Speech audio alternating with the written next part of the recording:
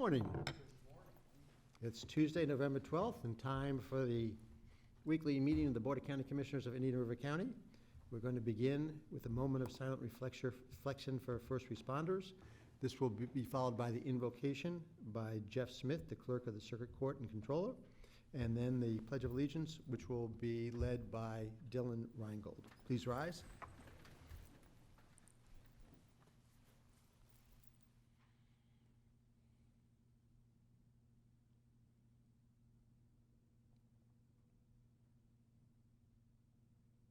But dear Heavenly Father, we come to you today with thanksgiving and admiration and sorrow. Sorrow for all those that have given their last full measure of devotion for this country, but also thanks for those willing men and women who flew off the aircraft carrier, Doolittle Raiders, to protect this country, and who stormed Normandy, knowing that the chances for survival were slim, but they did it because they loved us and love this country. Lord, we just ask a blessing on all the armed forces, wherever they're at, all around the world, all first responders. We thank you for, most especially, for the right to worship you as we see fit in this great country. Be with these commissioners as they make decisions today that affect a lot of people. Give them your wisdom and your strength. These things we pray in Jesus' name. Amen. Amen. Allegiance to the flag of the United States of America and to the republic for which it stands, one nation, under God, indivisible, with liberty and justice for all.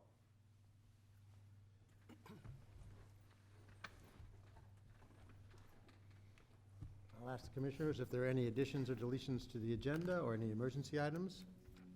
Move approval, Mr. Chairman. We've got a motion to approve by Commissioner Fletcher, seconded by Commissioner Adams. All in favor? Aye. Any opposed? Passes 5-0. There are, mirabile dictu, no proclamations or presentations, so we'll move to the approval of the minutes. Move approval of July 23rd special call meeting. We've got a motion by Commissioner O'Brien, seconded by Commissioner... Oh. Was the Commissioner Fletcher, you were the second, but I'm sorry. You have to be much faster than that there over there on the left if you're going to, get a second in today. They hit the buzzer. All in favor? Aye. Aye. Any opposed? Passes 5-0. There are two information items. I'd like to just note that there's a proclamation honoring Penelope V. Hurley on her retirement from the Indian River County Board of County Commissioners Department of General Library Services with 16 years of service. Wow. And we very much appreciate your service to our community. We will now move on to the consent agenda. Are there any commissioners who would like to remove anything from the consent agenda for discussion? If there aren't, I'll ask if there's anybody in the audience who'd like to remove anything from the consent agenda for discussion. There being Move none, approval, Mr. Chairman. Second. we've got a motion from Commissioner Fletcher, second by Commissioner Adams. Still too slow. But you were better, you were closer, so I am confident before this meeting is over that you'll get there. Again, the motion was by Commissioner Fletcher, seconded by Commissioner Adams. All in favor? Aye. Any opposed? Passes 5-0. We move to constitutional officers and government agencies. First up is Indian River County Clerk and Circuit Court and Controller, Jeffrey R. Smith. Mr. Smith. Morning, Commissioners. This is a first for the clerk's office, a big check, because this is the largest that we've turned back in several years. We're turning back $201,921.41 to the citizens. So thank you. I want to thank the board, their staff, my staff, for everything that they do. And I say it every year, but it is worth saying that we get along really well. We work well together. And I appreciate that working relationship. It's not the same everywhere else, so I appreciate everything. Thank you. Mr. Smith, the taxpayers certainly appreciate the check, and we hope to see one just a little bit bigger next year. We now move to Indian River County Supervisor. We Mr. need to Chairman, I formally think we accept need the to report. accept You need to? Okay. We'll take a Oh, second? motion by... I'm going to give the motion by Commissioner O'Brien, second by Commissioner Zork. All in favor? Aye. Any opposed? Passes. When you give it to Don't we them. take a picture of the check? Okay, Softball. How do we get that check and a deposit slip together? so get ready, okay? That could be his job. Everybody else relax. There you go. We're moving on to Indian River County Supervisor of Elections, Leslie Rossway Swan. Good morning.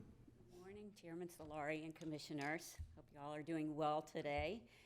The board has always been extremely supportive of the Supervisor of Elections, and this past fiscal year was no exception. It was an extremely busy year with 3 statewide recounts, and conducting elections is becoming ever more complex.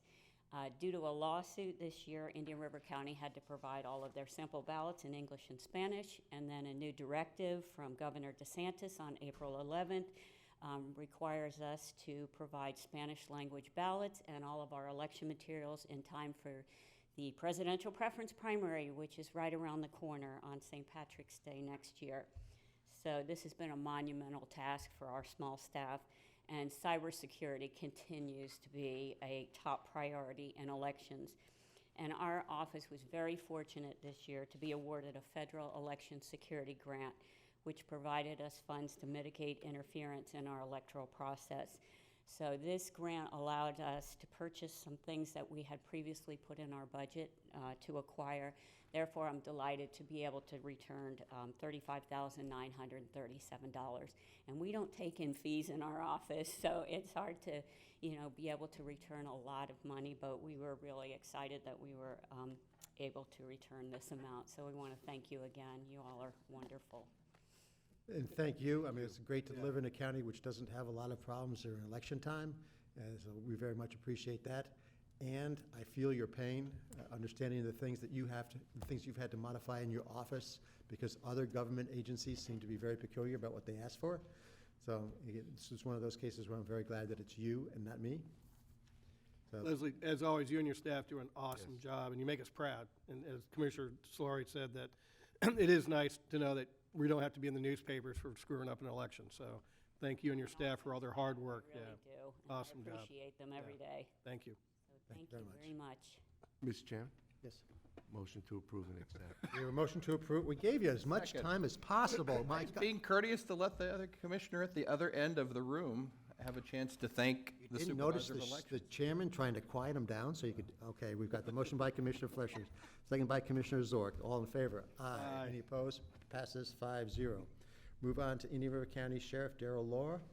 Sheriff Law, good morning and welcome. Mr. Chairman, before he starts, I'd like to start off with. Oh, you're gonna no. do it quick? You could, we've done Try it to make a before. motion now? Dang. I'll let the sheriff finish before I Commissioners, start. it's Thank an you. honor and a privilege to work with the board, much like Mr. Smith said. It's not like this in a lot of counties, and I certainly appreciate it. Our return today also includes some of the dollars from the September 13th impasse hearing that we held in these chambers. So it's an honor and a privilege for me to return the dollars to you.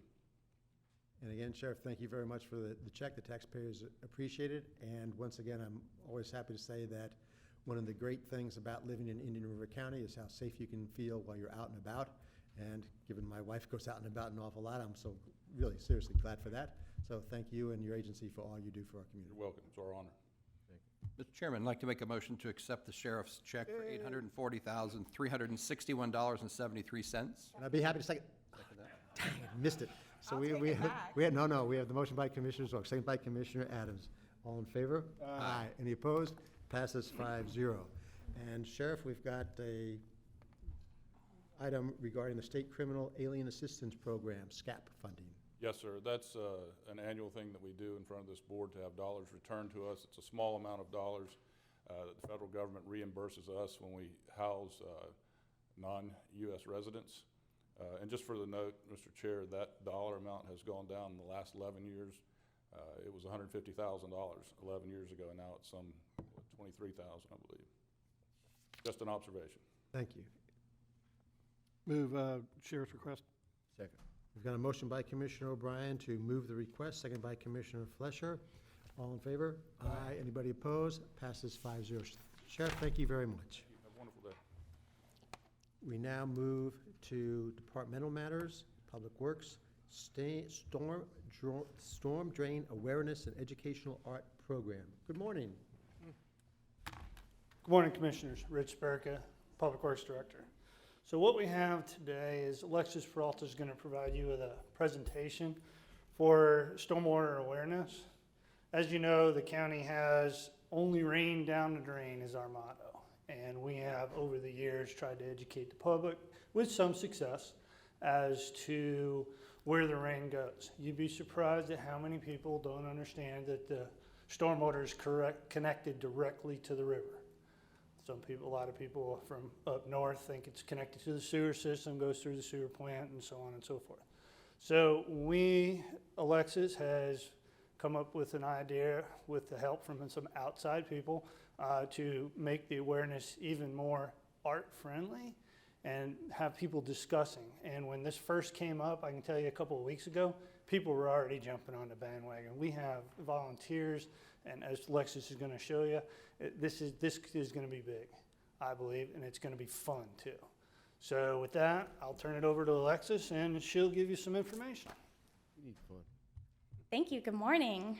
Morning. I always feel happy that I get to bring you guys the fun stuff. Not money, but fun projects. So today we are specifically talking about Only Rain Down the Drain, and we're calling this an educational art project. So as Rich was just saying, in our area, our storm drains all look a little different, but they are all storm drains and they are not connected to our sewer system. So many citizens, especially if they're coming from up north, they think that these storm drains, all the rain flowing through them is eventually going to get treated and filtered, and ours do not. Ours are here just to prevent flooding, and we in turn have to protect them from pollution. So these are actually untreated, leading directly to canals, to stormwater retention ponds, and eventually all that water is going to make its way to the Indian River Lagoon. So in the past, I've tried using these plastic markers on the storm drains to bring awareness that these storm drains do go to the lagoon. And they have the same snook that's on our lagoon license plate. They're very nice, they're very durable and long lasting, but they are very small. They were also pretty expensive. So we looked at getting larger ones, and they were more than double the cost. So these little markers are all around the storm drains around the county building. Have any of you guys ever noticed one of them? Yes. Woohoo, okay, so like one, but see, not a lot. So these little markers are not bringing enough awareness. And considering that this is one of the biggest things I struggle with as the stormwater educator, trying to get people to understand what a storm drain is, we needed a new approach. So these are our markers of the future. We're going to be creating these gorgeous, artful paintings, tiny little murals that are going to cover the storm drains and really show people to make sure they take notice of the drains, make sure they realize that these are going to the lagoon, and then all of them will incorporate the slogan, Only Rain Down the Drain, so that it's a consistent message that starts to stick. So we already have a lot of applications starting to come in, and this is in partnership with the Downtown Vero Beach Mural Project. We have Linda Moore, who's here today. She's the president, and she has already started gathering many, many volunteers who are interested in participating in this project. Artists who are getting paid lots of money to create these things are wanting to save the lagoon and do these for free for our project. So Linda is going to be providing the coordination of all the volunteer artists and organizations, along with helping lead the project planning days. Then we have Crystal Plaze, who's also here today, the owner of Unicorn Epoxy. She has graciously donated all of the art supplies, up to 30 drains for our first year. She's also going to not only prepare the drains before they're painted, but go back afterwards and put a rough finish over the top to not only make it slip-proof, but help the paint be longer lasting and more durable. So we've started collecting applications. We're going to collect applications through December 31st and hopefully begin painting in 2020. And as you can see, this is our first submission, and they're making sure you understand the slogan, the Only Rain Down the Drain. You're seeing where the drain is going to be located and that the rain is flowing into the drain. And you see a cute sea turtle in this instance because people care about the organisms that are in our lagoon. And so they will all have different seascapes. I particularly love this design because they went ahead and went above And on the top of the umbrella, you can see the litter that we typically have flowing through our storm drains. And once again, people think this stuff is getting filtered and treated and that it's going to sort out before it finds its way to the lagoon, and that's not the case. So additional education will come. It will not be just the paintings we see on the ground.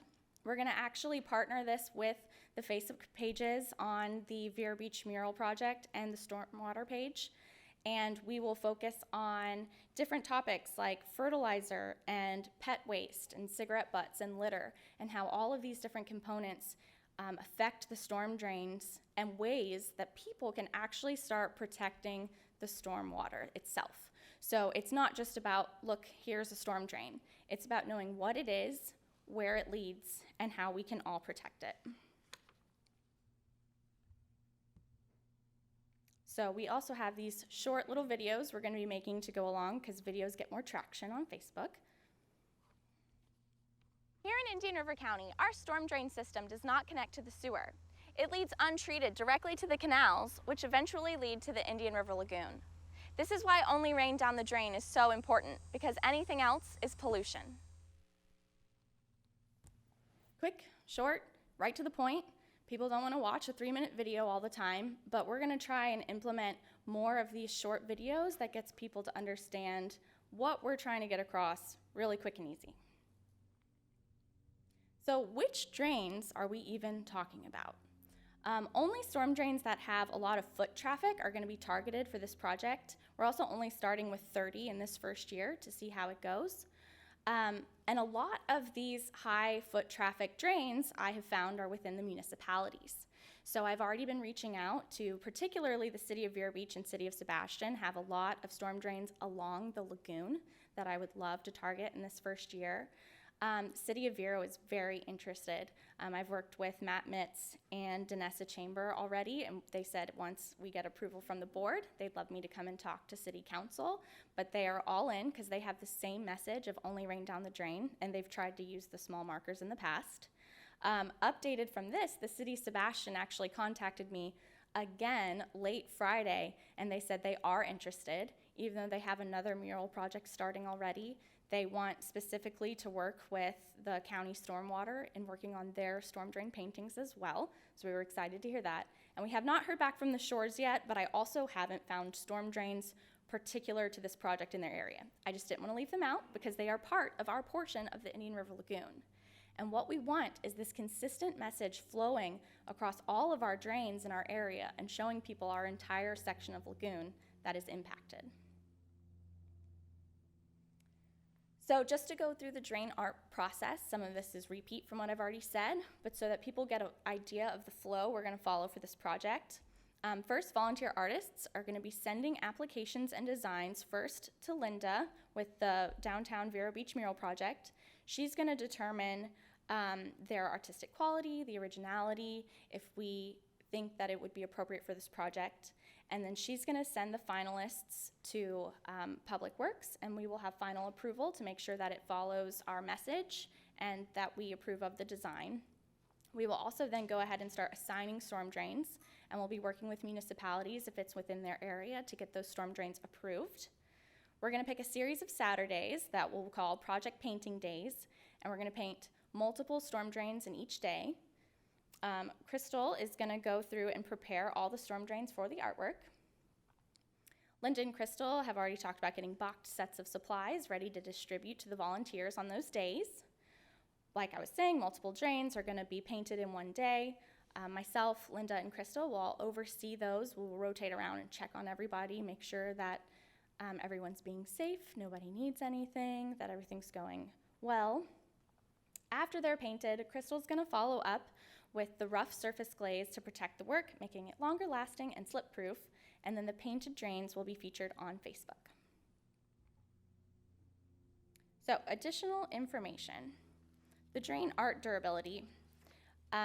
This paint is supposed to last for a few years. So we say it's permanent paint, but we all know that nothing is very permanent outside in Florida. So we have had a lot of enthusiasm for this project. And if it's approved, I really hope to do a biannual update. So we will be out inspecting all the drains we'd already painted, and if they need to be touched up or completely repainted and refurbished. We have a lot of artists lined up, eager to get started, and I'm sure they're gonna wanna continue their work and keep their drain that they've painted updated. The public, as I was saying, is really excited. So the mural project was interested to see how popular this project would be if we could get enough volunteers, and they posted it on Facebook a few weeks ago before I even had time to tell Rich about it, so that was fun. And it went I bet it was. and it went crazy. I never thought that so many people would be excited to help me spread the word about storm drains. But within 24 hours, it had over 100 shares, and it had over 57 artists commenting that they wanted to be involved. I don't think I've ever started a project that's had so much enthusiasm from the public so quickly. So that made me really excited, and it's why we had to rush in here to make sure that you guys would approve the project before it goes any further. We've already had News Channel 12 reaching out to us. There was an article last week in the Hometown News about it. It's getting all over town. So I apologize if we've jumped the gun a little bit, but everyone is really thrilled for a new project about the lagoon that is completely different in our area. With this, storm drain awareness is more than just seeing the paint. By having so many people involved, we're actually spreading the awareness even farther. People are gonna be excited to show off what they've done. People are gonna be learning why they should be painting this in the first place. It comes a lot more with just than people walking by and seeing this only rain down the drain. They're gonna learn what that means, and they're gonna see how their family is involved in creating this project. And then just as a bonus, you know, the Stormwater Division, we're able to count this project as towards our annual NPDES report for both educational efforts and TMDL removal, because we're talking about fertilizer and picking up pet waste. So I really do want to give a huge thanks to the Downtown Vero Beach Mural Project and Unicorn Epoxy, because they were so excited. They've already got this project ready to go. So I'm really, really lucky to have such great partners that have taken it away, and I feel like they are way more professional than I am at an artistic level and doing artistic projects. So I wasn't sure quite where to start, and I didn't have to. They just took it and ran, and it's wonderful. And they are reaching so many more people than I ever could have through just the Stormwater Division alone. So this is gonna be a very big project, and it's going to bring a lot of good publicity for our little storm drains. So we're really excited. So with your approval, we will continue, and I would love to hear your thoughts. Mr. Chairman? Sir. Alexis, well, first let me say I'm glad you got this started before Rich the Grinch got involved. That's probably why there was such a great response to it. And I guess the other thing is, I guess when your committee meets, you meet at the Kilted Mermaid maybe after 5 o'clock on a Thursday, and then you're there for trivia, something like that. Is that? We could. Yeah, we could I'm kind of thinking, yeah. But Linda and Crystal, thank both of you very much, and the other gentleman there, I'm sure he's with you guys, and thank you for really getting this going. This looks like an awesome project, and should be really exciting, and looking forward to when they start actually doing the painting. That'll be pretty cool. So thank you very much for your support. Commissioner Zork? Yes, thank you, Mr. Chairman. Wonderful idea. I think it's will raise much needed awareness. Especially, I like to see the city of Vero Beach become more engaged. Sometime back when I did a US 1 DOT outfall from US 1 to the lagoon, then came to realize, looking at the city maps, that about 90+% of the city of Vero Beach is drained, you know, directly. They have no areas for storage and treatment. Last part, and this is not to be a negative by any means, but on new projects, we're required to hold a significant amount of initial storm rainfall on property, so I don't want people to think that we've been approving new subdivisions that tie directly straight into the lagoon. We do make a lot of requirements for stormwater management on the property, but hopefully we can get some good response from the city of Vero Beach, because I think the lagoon is their retention pond in many cases, so getting them involved, I think, will be very helpful. Thank you. Great job with this. Commissioner Adams? First, I want to say that I'm very excited about this project. I saw it on Facebook a couple weeks ago, and I reached out to Jason. I'm like, hey, is this us? And if it's not, it really should be, because this looks super awesome.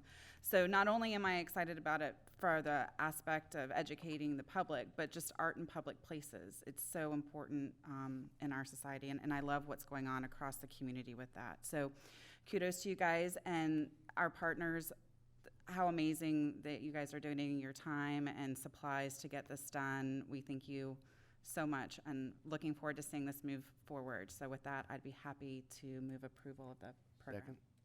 We've got a motion by Commissioner Adams, second by Commissioner Fleischer. Commissioner Fleischer, do you have any other words? Yes, I just want to say, Alexis, thank you. I know that we stopped by and we were talking about some beach endeavor, and you brought up that you were working on a really special project. This is really special. I think it's going to do a lot of what you stated about awareness and involvement. And as a matter of fact, we really appreciate individuals stepping up to the plate. And I know that it took some time to get there. So, but can you do us the honor of introducing our benevolent individuals? Because that got this one step closer before it got to Rich. It did. And like I was saying, like, I could not have done the project without these two. So right here we have Linda Moore, the president of the Downtown Vero Beach Mural Project. Thank you. Hi, thank you so much for supporting our project. We were so excited when Alexis came to us. We were like, this is amazing. We can paint stuff everywhere. I'm so excited. We're just happy to do it. Thank you And so then much. this is Crystal Plaza, and she owns Unicorn Epoxy, which specializes in concrete coatings. Yes, when I heard about this project, I knew I had to get involved as your local leader in decorative concrete. Got that right in there. Thank you. On a serious note, I know that just painting on concrete is not a thing that's going to last. So offering my expertise and years of experience in concrete coatings and finding the right way to prep these drains and make them last is really going to be the key for this having a lasting impact. Awesome. And there's one individual that's just sitting idly on the side there. Could you come up a minute there? Yeah, Paul's helping us. He's one of our helpers on the project. Okay, so Paul, you're gonna be working on the scene and getting it ready and clearing it out so that the artists can go forward and get the message out? Pretty good at manual labor, so. Well, thank you for being here, and I just wanted to meet you all because we really appreciate individuals stepping up to the plate. So thank you. I think this is a great project. I very much appreciate it. And Alexis, this is also giving me another great idea. Oh, boy. I've never understood, all the flack I've gotten for my rocks in my yard, when I got rid of the grass. Now I know I just need to paint them, and they'll be more appreciative. Paint them to look like grass. So with that, I know where you can. you were better when you were quiet. We've got a motion by Commissioner Adams, second by Commissioner Fleischer. All in favor? Aye. Any opposed? Passes 5-0. And thank you very much. We're looking forward to seeing these murals all around the county. Mr. Chair, I know we're Kilted Mermaid is. Crystal, where's your shop located? In the Vero Airport Trade Center on Aviation 27th, and right behind Larry's Roadshine Restaurant. Right, okay, great, awesome, thank you. Okay. We will now move to County Attorney Matters, Premier Citrus LLC Purchase and Sale Agreement. Mr. Reingold. Thank you very much. In March, the board approved a purchase and sale agreement with Premier Citrus for property located adjacent to the West Regional Wastewater Treatment Facility. Purchase price was roughly $4.8 million. This was for 3 pieces of property, one that was located west of I-95 and 2 that were located east of I-95 for a total of 286 acres. County was unable to close as scheduled. In order to avoid the uncertainty of litigation, county attorney and the county administrator have negotiated a new purchase price of roughly $5.9 million for the 243 acres, which is located east of I-95, which is the acreage that the county was most interested in. Although this is above the initial purchase price, it is still well below the appraised value of $7.3 million. County attorney recommends that the board authorize the chair to sign the purchase and sale contract after review and approval by the county attorney. With that, I turn it back over to the chair. Thank you very much. Commissioners, any questions? I'll ask if there's anybody in the audience who has any questions on this issue. There being none, commissioners? Second? We've got a motion by Commissioner Adams, second by Commissioner Zork. All in favor? Aye. Any opposed? Passes 5-0. We move on to Commissioner Zork's matters, requesting census of current Indian River County parks and recreation equipment. Thank you, Mr. Chairman. Over the past few years, as some of my kids are getting a little older, but then grandkids are getting more active, I find myself more at county parks, kind of scattered around the county area.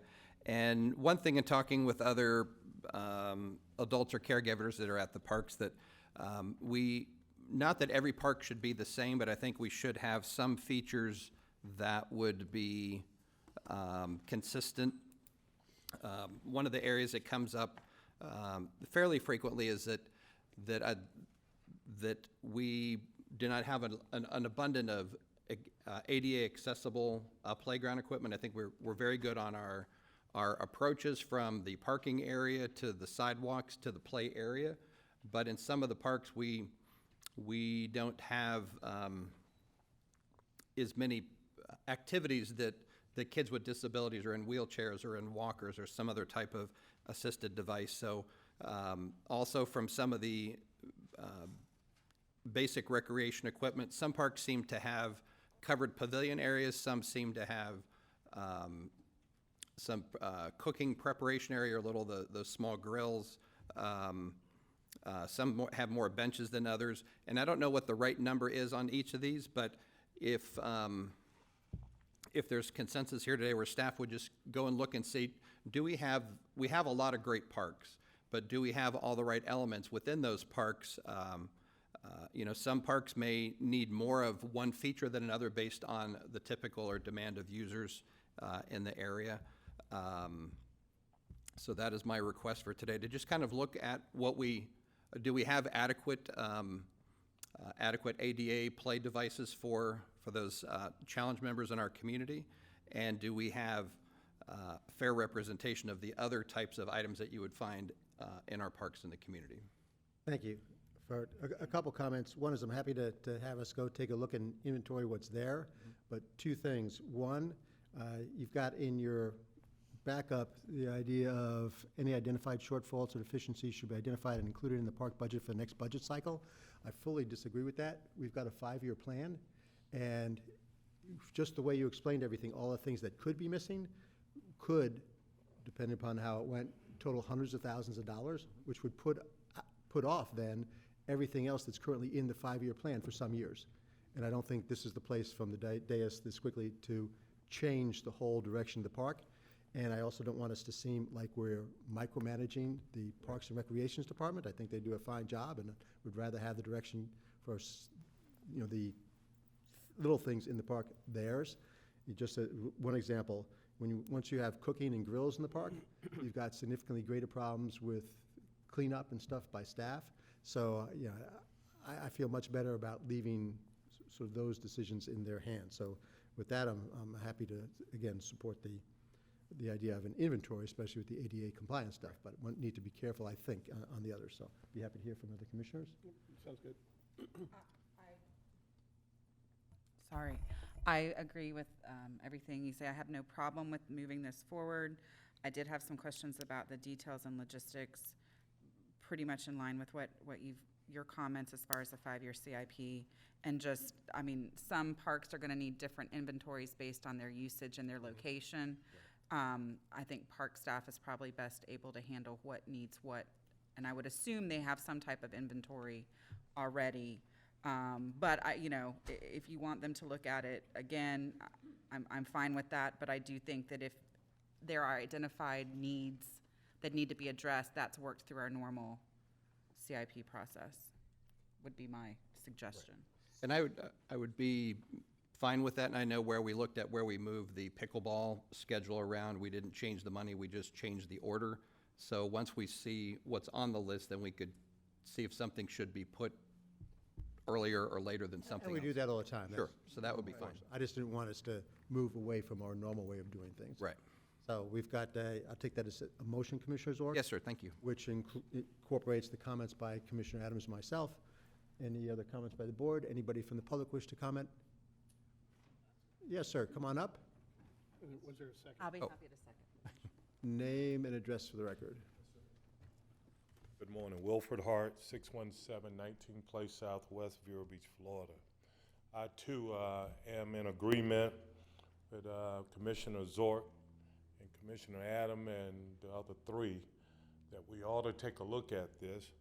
You know, I've told y'all before, I worked in the professional world, retail world for 35 and a half years. I dealt with older people that didn't have issues with ADA issues or special needs or blind or mute or could not talk at all.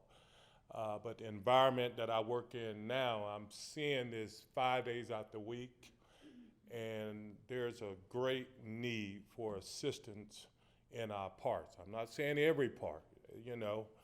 We're gonna have to find that park or that complex that where we can establish the right type of equipment. And I don't even want to call it playground equipment anymore because it's so technical now, it's so sophisticated that we can't even call this stuff playground equipment anymore.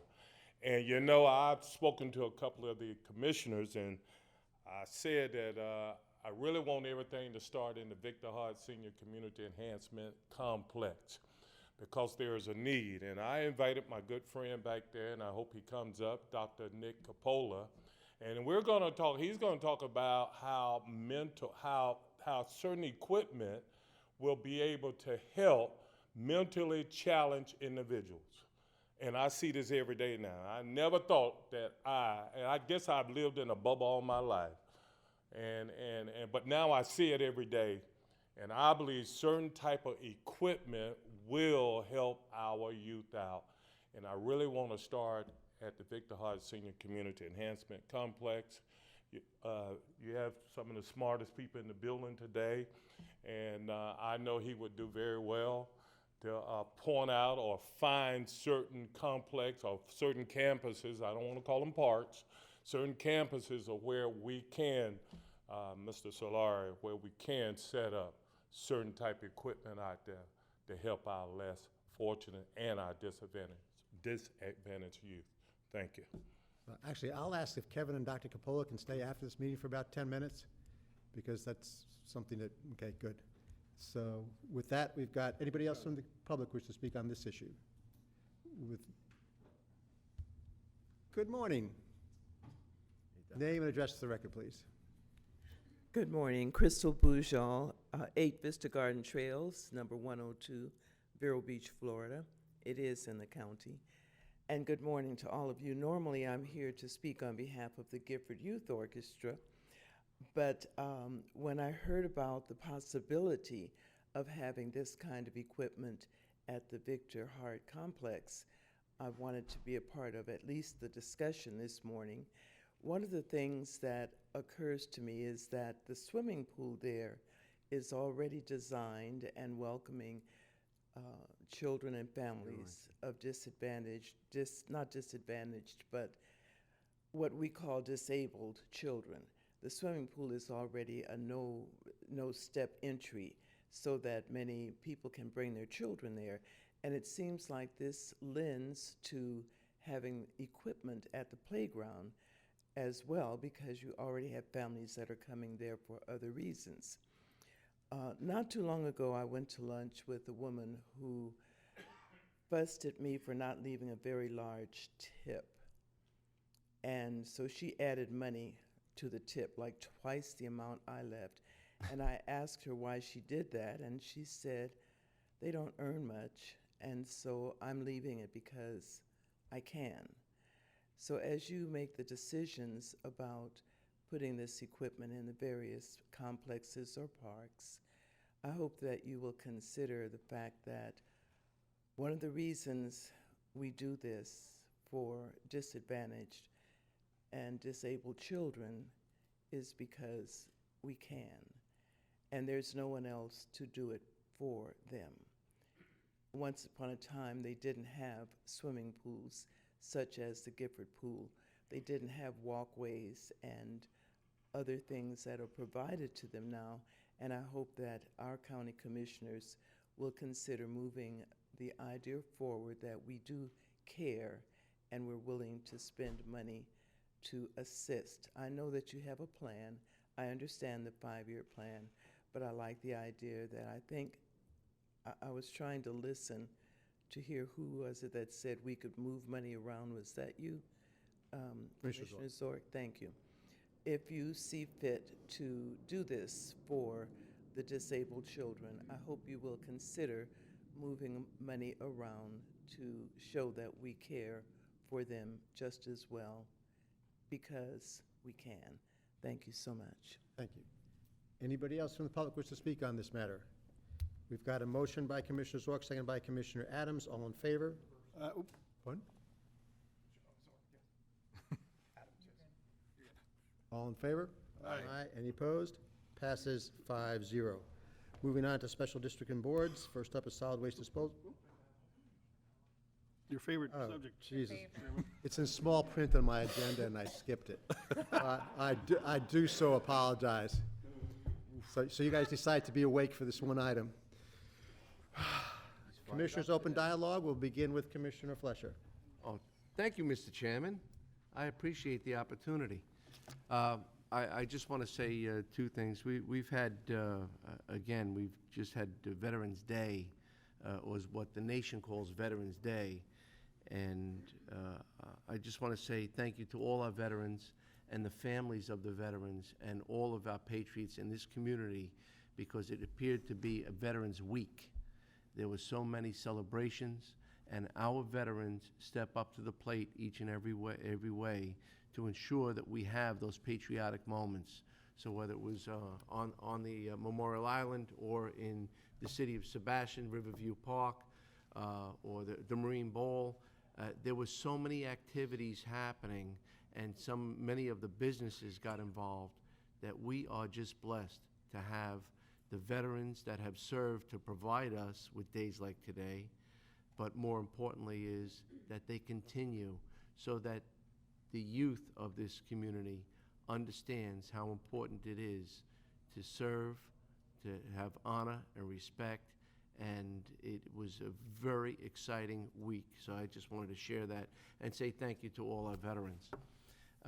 In addition, I see that our clerk of the court, Jeffrey Smith, has again stepped up to the plate, as he always has, but this year he presented a check, and you know what?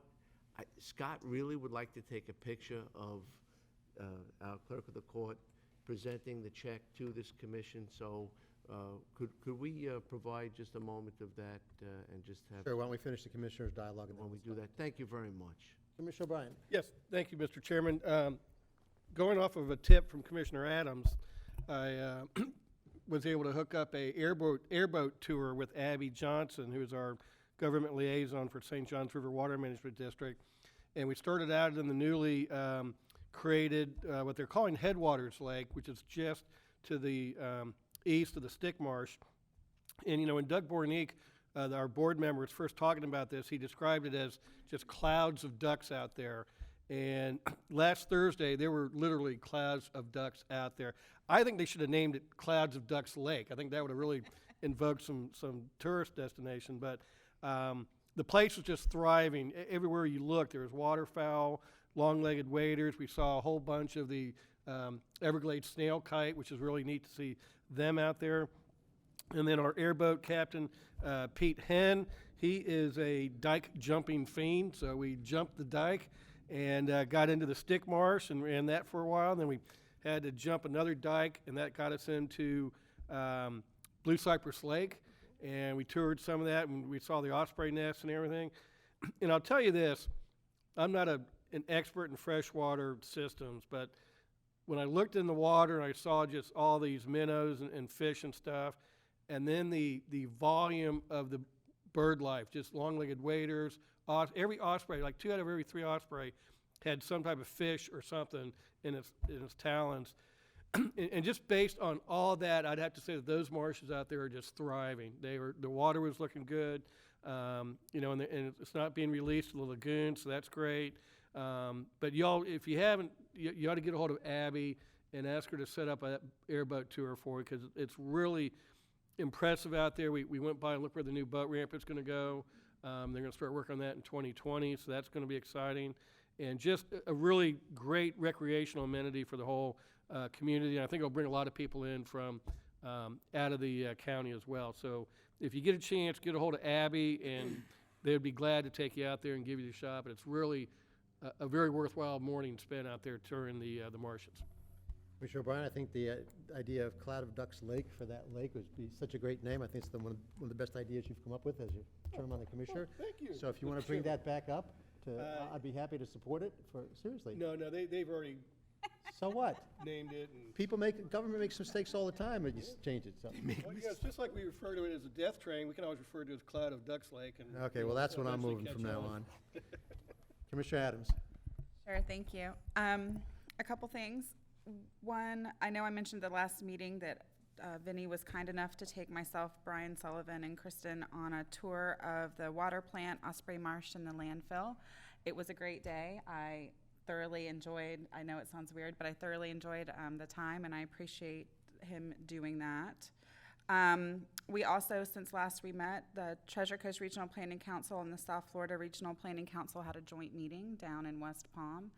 There was lots of good conversations related to water quality, biosolids, affordable housing, and I think we'll see some regional policies or resolutions coming out of that. But it was a really great conversation, and a lot of the things that we're facing up here, they're facing in South Florida as well. We also had an IRL NEP meeting on Friday. Again, Vinny was there to give a presentation on the West Wabasso Septic to Sewer project, which was funded partially through the NEP.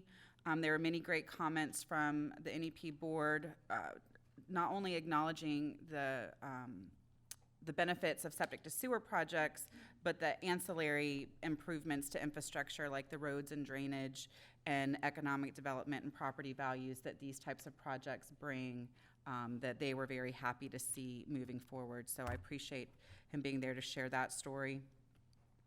And then we did have our first Ag Advisory Committee meeting dealing with the landscape businesses, so that's working through the process. I just wanted to let you guys know that the committee did ask staff to bring back some additional options for a subsequent meeting that we'll be scheduling, but that is in the process of working its way through. And then lastly, we did participate in the Centennial Parade. We are still getting a ton of good feedback on our float. So I just want to thank Parks and Rec and Public Works for helping put that all together. It was awesome. I appreciate everybody that was there, walking and waving, and just everybody that helped out with that. So thank you very much, and that's all I got to report. Commissioner Zork. Thank you, Mr. Chairman. I'm going to pass some handouts here to the right and to the left so that the clerk gets one. A week or so ago, received kind of a heads up that FIT had made its site selections for how they're going to spend the initial $800,000 on a Flushing research study project. I'm happy to announce that Indian River County and the Bethel Creek area was selected as one of the 3 locations, 2 in the Banana River and 1 in Indian River County. This is a short, what I call the short page report, just kind of a summary. There is a 17-page follow-up that I'll make sure Ed at the office sends out informational to you guys. So we're happy that we've made it kind of through phase 1. We'll follow the process. I don't anticipate any needs of the county participating in this, but I would hope that if FIT staff reaches out to us for any local historical questions, that staff would be happy to, would be able to participate and answer whatever FIT may ask. So I'm very happy that we have made it through the phase 1 portion. Secondarily, another handout. It never hurts to have handouts. And also going to my left as well. I'll be participating in my 4th foster care outreach event with Place of Hope coming up this week, this Thursday.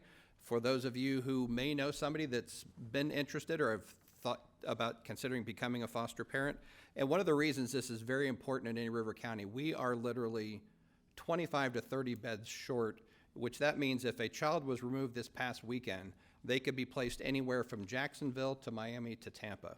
They are not only being removed from their local home surroundings and school and friends, but they're also now being located literally sometimes to the extreme parts of the state where they have space available. So Place of Hope is a long-term provider. They've been in this business for about 2 decades, and I'm happy to help them share their message here within our community of this very important need.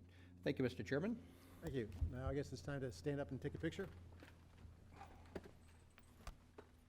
You gonna smile for the picture? Clerk of the court No. went through great lengths to provide us with this check.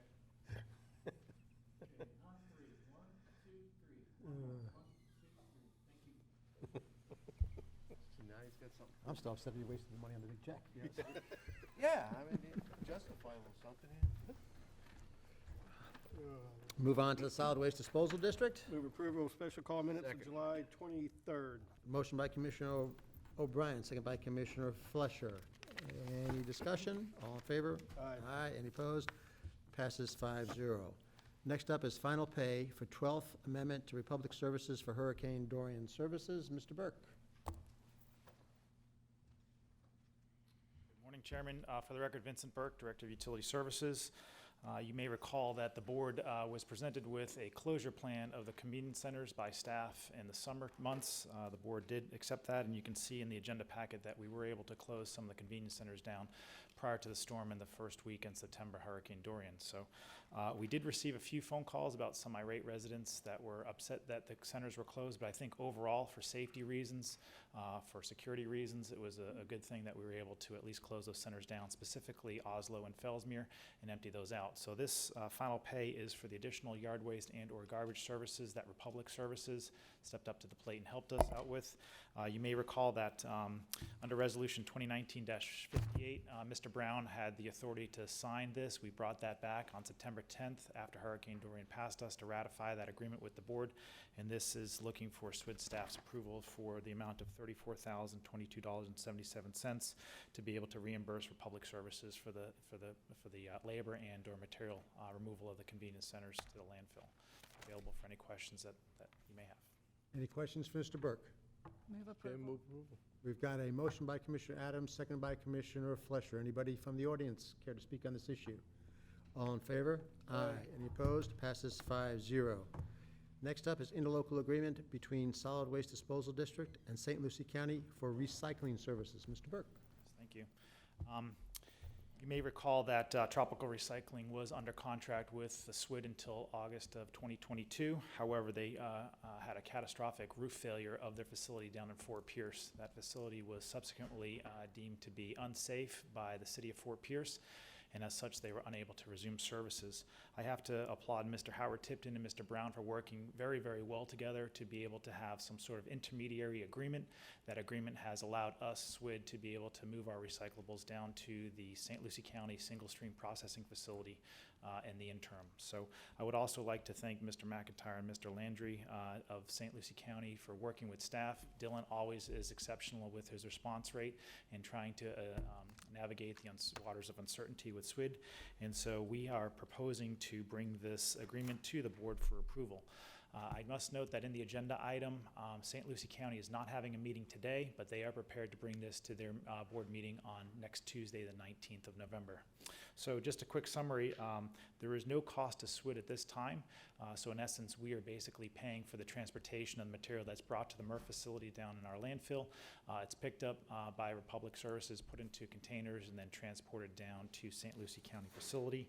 If for some reason the average market value drops below $75, we are not charged any additional fee if that is the case. However, on the flip side, if the average market value increases past $75, there's a revenue share of 50% between St. Lucie County and Indian River County. The same goes for OCC, old corrugated cardboard. St. Lucie County is requesting a $10 processing fee.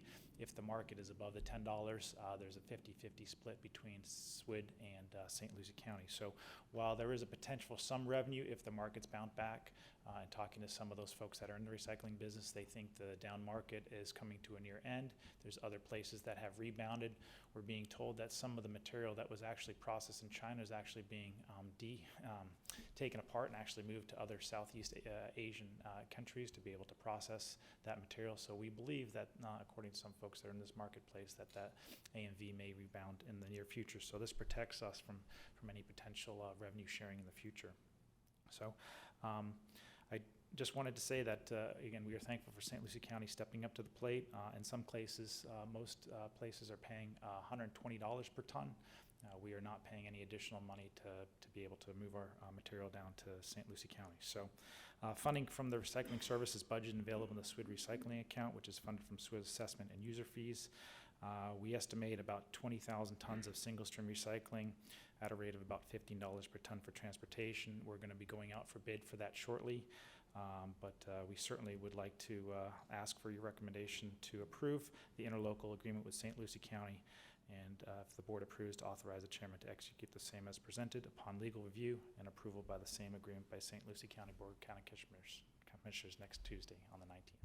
Thank you very much, For any Mr. Burke. Any questions you questions for Mr. Burke? Move staff recommendation. We've got a motion by Commissioner O'Brien, second by Commissioner Fleischer. Anybody in the audience care to comment on this or ask any questions? There being none, all in favor? Aye. Any opposed? Passes 5-0. Next up is award of bid 2020004, concrete crushing and site work at IRC. Mr. Burke. Thank you. This is actually a rebid. In the agenda item, you notice that staff went out in July of 2019 for bid 2019-046. At that time, there were no responsive bid received. So the bid package was modified and the project was rebid, which is what's under here for approval today. In the backup, you notice that 2 firms had submitted bids. However, one of those firms, Bankers Maintenance Inspections LLC, otherwise known as BMI, failed to provide the mandatory bid security, which is outlined in the bid documents. They submitted a protest, a timely protest, to the purchasing manager. The purchasing manager conferred with staff in the county attorney's office and ultimately denied said protest. The backup is, which is attached to the agenda, not only the letter of protest from BMI, but the response to the BMI protest, since this was a mandatory item that should have been submitted with the bid document. There were a couple things that were allowed to be negotiated with what appears to be the lowest, most responsible bidder, Site Crafters of Florida Incorporated out of Tampa. Specifically, they were looking for a different modification of the specifications for, instead of 1 1/4 to 1 1/2 inch. I believe Himanshu Mehta met with the County Public Works Director and Assistant Public Works Director to see if that would be sufficient, and they said it would be. Also, there was an anomaly with respect to trying to get the material, bring it over to the calibrated scale house, and then bringing that material back, where the bidder has proposed to have a more efficient process, having calibrated belt scales at their facility, which would eliminate the transportation back and forth to the scale house. So funding was shown to be on the agenda item, approximately $400,000, not only for the concrete crushing of the existing materials at $8.67, but then concrete crushing of the new material, which includes spotting services. Initially, it was $9.24 in the bid, but the vendor proposes to do that at $8.67 per ton. So in sum total, about $398,000 is anticipated for the material that we believe to be about 25,000 total tons of material. So staff recommends the board award bid number 2020004 to Site Crafters of Florida Incorporated, and authorize the chairman to sign the draft agreement after review and approval by the county attorney as to the form and legal sufficiency and receipt of the required insurance. Certainly available for any questions that the board may have. Thank you, Mr. Burke. Any questions for Mr. Burke? Yes. Mr. Zork. Couple questions. As you know, we have a number of local crushers that without their efforts, we would not have received our double-digit gains in our recycling goals that we have. I, out of just curiosity, had the opportunity to run into one and said, hey, why didn't you guys submit a bid? And they went, what bid? They weren't aware. And not that we're responsible for making everybody aware, but if you have the people that have brought us tremendous double-digit gains in recycling, and they're right here in this community, and they somehow don't know about the bidding opportunity. Now, I guess this is a demand star type bid. So that was a bit troubling to hear their surprise of it. Also, I would say that when you change the specifications of a crusher from 1 1/4 to 1 1/2, some people may have machines that, without a significant conversion cost of their machine, that's a big difference. So I see you had 12 inquiries, but only one submit a bid. If I'm somebody that owns a piece of equipment and I'm looking at it at the specs and go, well, they want 1 1/4, my machine's 1 1/2, so I'm not going to submit a bid. Now we're allowing them to make a change that could cost, upwards of a 6-digit number to convert their crushing equipment to get that 1/4 inch difference in size. So I know it would be a third time around again, and I'm not saying anything was necessarily done incorrectly here, but if the specs are going to be 1 1/2, I think that may broaden more participants. Secondly, the folks that have, again, helped us make these large gains, we've got crushers in the North County and kind of in the South County area. I don't know if there were any of the 12, at least I know one of them specifically is not. I'm not going to use their names, but to me, the changing of the 1/4 to a 1/2, I think in the field application doesn't make any difference from the user side. But if you own a machine that's certified for 1 1/2 inches, and the bid is for 1 1/4 inches, you're looking at significant dollars that may have kept you from bidding. So if we're going to let this guy change to 1 1/2 inches, I'd rather see the whole thing rebid at 1 1/2 inches and see if it broadens the number of participants and drives the cost down. Thank you, Mr. Chairman. Any other questions for Mr. Burke? Anybody in the audience care to comment on this? Any comments? Come on. Commissioners, Himanshu Mehta, Solid Waste Disposal District. I just want to add that part of this work and the crushing of the concrete is the primary purpose is to rebuild our yard waste facility. And we've been long overdue in improving that facility. We have a site plan from the Public Works Department to basically crush the on-site concrete, bring it to the yard waste facility, at least a minimum of 12 inches, if not more, to apply that across almost 12 acres. So it's long overdue. We did this bid once, we rebid it. I understand the concerns about other folks not having an opportunity, but we did it through the demand star purchasing process. But the site conditions do warrant that we move forward with this project as soon as possible. And we have a subsequent agreement that we're working on related to yard waste services. And so in order to get the other contractor on board, we've indicated as well that we've completed a concrete crushing bid process, and we're about to start with the site improvements on the yard waste facility. So I just wanted to mention the background related to why we went out to bid for crushing of the concrete. The primary purpose was to improve the site work for our yard waste facility. Thank you. And just one follow-up question, if I might, Mr. Chairman. Sure. The same rock that's in question here, I know when we sat upstairs, when we tried to engage and bring in the local crushers to get their tonnage data to add to recycling, this is the same pile of rock from 3 years ago. I mean, it may have been added to a little bit. I would think with what we've done so far to go out and change the specs to 1.5 inches and rebid it, you'd be looking at, and I'll leave it up to purchasing to say, but I don't think you're looking at more than a 60-day window to accomplish that, but you're the expert in that. Hi, for the record, Jennifer Hyde, County Purchasing Manager. Yes, if we were to reject and rebid, we could conceivably be back here in 60 days. Just a little clarification for the board. This was advertised in the Press Journal on Demand Star, and as with all of our bids, also advertised on the county website under purchasing, where we do have a vendor registry that we encourage all local vendors and interested parties to sign up on the various work categories that they're interested in knowing what we go out to bid for. So. Commissioner Fletcher? And I appreciate that, and I'm sure, again, we're not responsible to ensure that each and every possible vendor is personally notified. However, the thing that concerns me too as well, and I agree with Commissioner Zorc, that the specifications have been changed. And we may have eliminated somebody from even considering to submit a bid, and perhaps maybe it would have been a greater benefit for the citizens of Indian River County and for you operationally, but they were eliminated due to the fact that the numbers were not there, and they knew that they were not certified to provide that element of service that we were requesting or specifying. So that's the only concern. It's not a design issue, but now it's been a changed issue. So I'm just a little concerned that we've done that.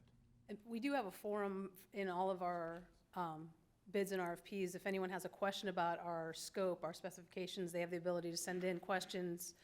And we didn't receive anything in terms of, would you consider, 1 1/4 as opposed to 1 1/2? Just as a comment, no one asked us to consider modifying the scope. And had someone asked, we probably would have looked into it and considered it. So. And that's those who have applied and have submitted, and No, that's during the actual solicitation process. So when the bids are out and the specs are out, before we receive bids, we have a period where we accept questions from any interested party. when was the change made? When was the change made? In the size, it was in the negotiations with the sole responsive bidder, and upon their request, yes. Okay. But they submitted that as in their bid. They submitted the rock size. They said their bid was conditional on that being the size. So that was one of the things we were discussing with them. But that did eliminate anybody who did have the capacity but did not, felt that they did not follow through with the specifications that were originally posted, so they were eliminated from any possible conversation. If they didn't ask, yes, correct. Okay, thank you.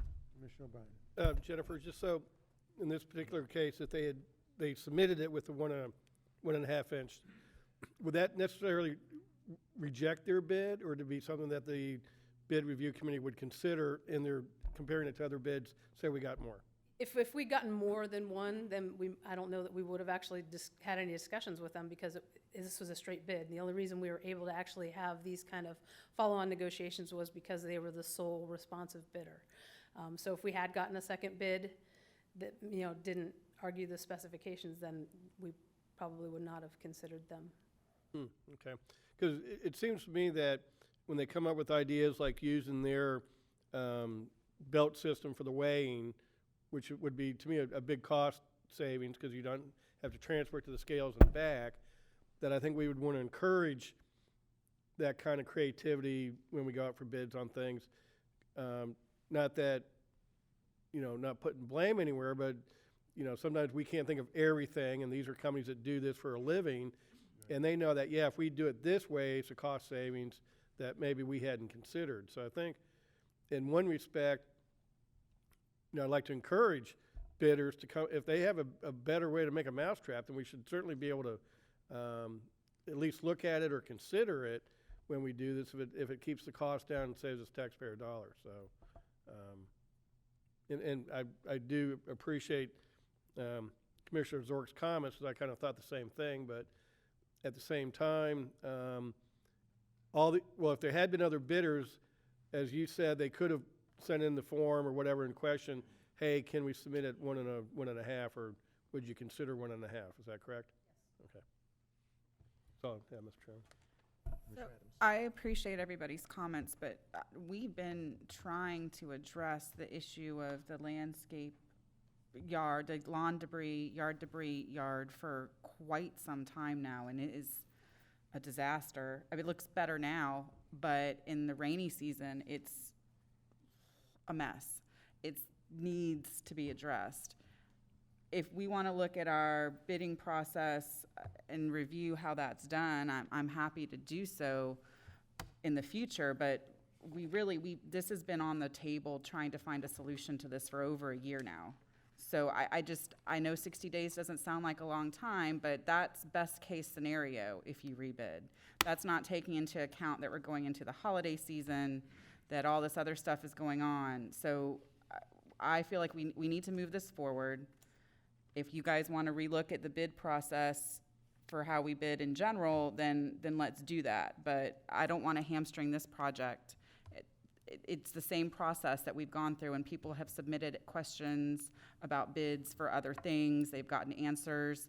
They've negotiated. I mean, I've seen that happen several times. So I don't think that anybody was precluded, and to the extent that they were unaware that this was being put out there and looking for bids, there's a list, and my understanding is if you're on the list, you get an email. So my suggestion would be that they make sure they're on the list and that they're staying aware of what's going on in the county. So with that, I would be happy to move staff's recommendation.